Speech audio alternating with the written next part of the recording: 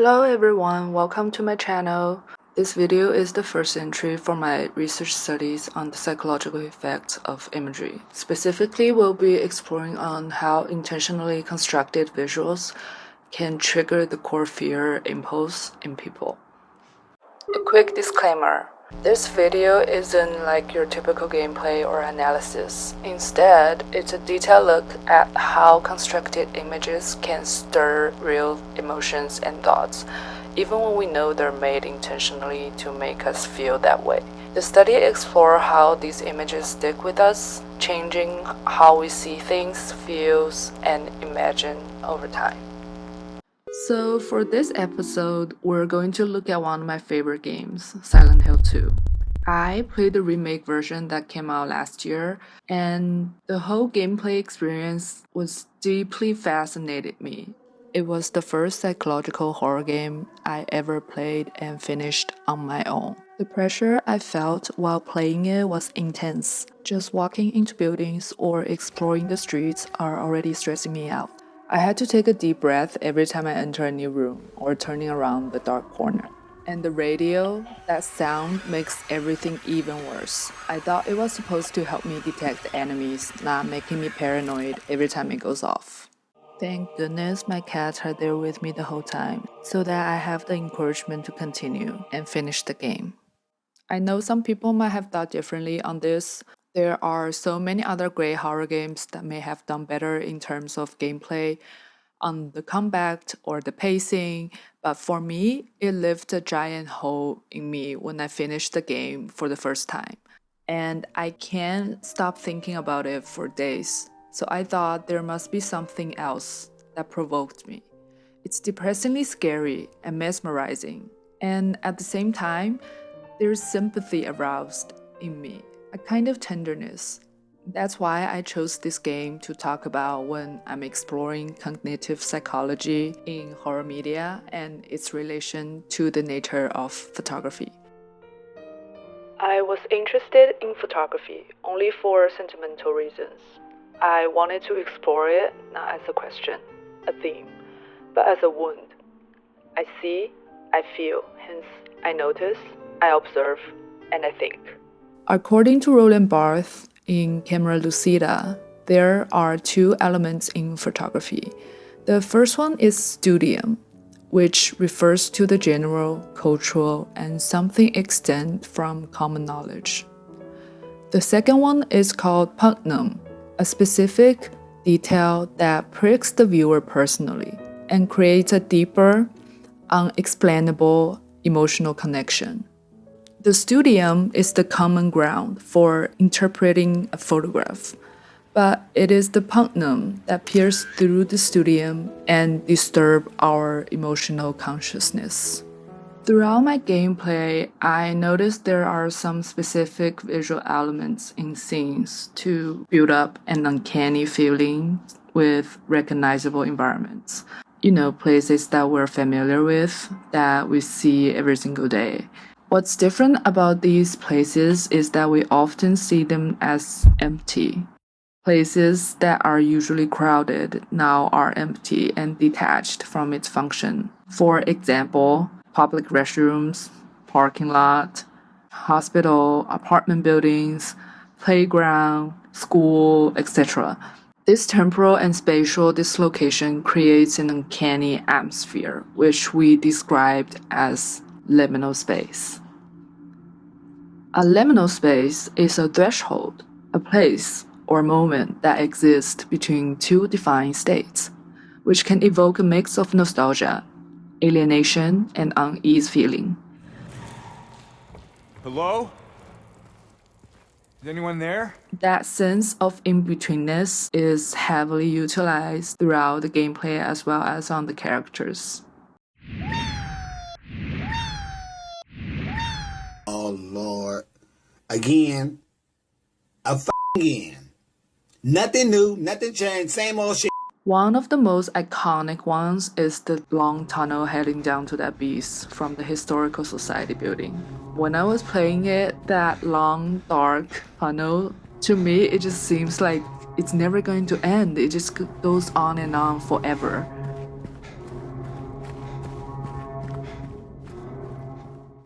In these spaces, by adding small, eerie, or unsettling details that slowly pierce our sense of reality to evoke fear or nostalgia, which is deeply personal and often relates to the tragedy of time and death. Even though it's virtual, the design indexes a live reality. Empty streets, broken objects, and traces of human presence. The spatial storytelling in the game acts like a photographic medium. Each scene is a snapshot of trauma, memory, or loss. These visual elements and subtle deviations disturb our mental boundary detections to trigger a conflict between familiarities versus strangeness, live versus dead, public versus private, safe versus unsafe, present versus absent. In order to have a better understanding of the Silent Hill universe, I have watched other gameplays of the Silent Hill original series from other creators.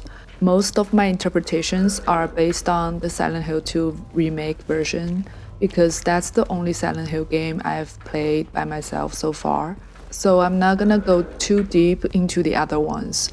But honestly, if I get the chance, I love to play the original myself. I've decided that I want to die. I feel like experiencing it firsthand will give me a much clearer, deeper sense of how the photo language in the original games really work. In the original Silent Hill 2 game, the camera usually sits in these static, wide, third-person long shots where you see James' entire body in the frame.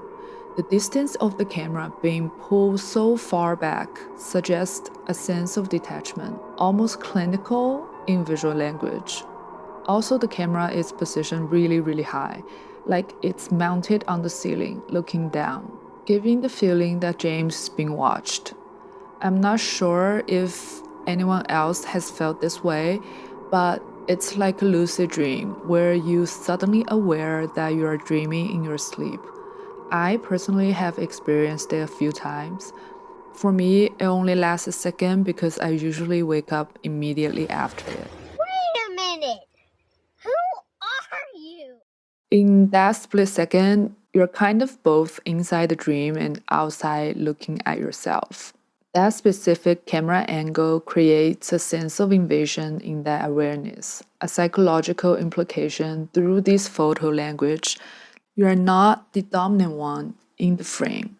Instead, you are the subject being watched. Now, in the remake, the camera shifts entirely into this over-the-shoulder third-person medium shot. Much closer, much more controlled. I kind of understand it's more compatible with the modern gaming habits for most people. Fluid movement, tighter control, more immersive framing. It's the same visual language we see in a lot of the major third-person games. The remake's camera is aesthetically cleaner, but it's also more compliant to me. It's always following you, always adjusting to your perspective, always keeping you in the center. The player becomes the one in control. And that psychological tension, the sense of being watched or being studied by the environment, or you can say by Silent Hill itself, in a way, is diminished. The remake's camera is constantly tracking you. It's smooth, it's responsive, it's fundamentally protective. Both versions use lots of cinematography techniques such as bird's eye shot, low angle shot, dirty frame, Dutch angle, extreme close-up. By using various cinematic techniques at certain scenes will create a sense of power, dominance, even vulnerability, depending on the text to reveal more information about the story. So when we look at these two games, the difference isn't just technical, it's also conceptual. The original uses the camera as a psychological device. It builds tension by withholding comfort, by creating distance, by making you feel watched, and you might lose control. The remake uses the camera to enhance immersion and cinematic flow. by choosing closer shot to enhance the character's emotion through the details and facial expressions, which gives us more dynamic in the dramatic effect from the story to amplify the emotional intensity of the characters. Both have their pros and cons. I'm not here to say which is better. That's not my intention at all. I just want to share some personal opinions on these different visual expressions in the photography of these games. As an early 2000 horror game, Silent Hill is well known for its incredibly use of references from different fields of study, such as art, music, literature, film, philosophy, and even mythology. All of that feeds into a really distinct aesthetic that went on to inspire so many game and media creation after it. But since we're focusing on images here, I want to bring up a few photographers and visual artists that came to mind while I was playing. References I don't really hear other people talk about, but they felt really present to me. So the first one is Abandoned Theaters by Hiroshi Sugimoto.